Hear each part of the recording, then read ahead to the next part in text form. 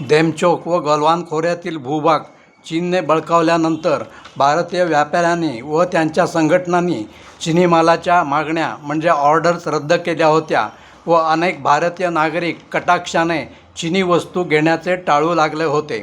याचा एकत्रित परिणाम म्हणून चीनमध्ये तयार झालेल्या मालाचे ढीग साठू लागले होते व त्याची आर्थिक झळ चीनला चांगलीच जाणवू लागली होती. त्यानंतर आपल्या काही मागण्या भारताकडून जबरदस्तीने मान्य करून घेतल्यानंतर व आक्रमणाचे अनेक उद्देश पूर्ण झाल्यानंतरच चीनने भारताचा बळकावलेला भूप्रदेश भारताला परत देऊन चिनी सेना माघारी गेल्या. पण याचा अर्थ असा होत नाही की चीनशी भारताचे शत्रुत्वाचे संबंध संपले व आता दोन्ही देश मित्र झाले आहेत. पण नफ्याच्या लोभाने व्यापाऱ्यांनी चिनी वस्तूंची आयात परत सुरू केली व आपण नागरिकांनी स्वस्त वस्तूंच्या लालचीने परत चिनी वस्तूंची खरेदी सुरू केली.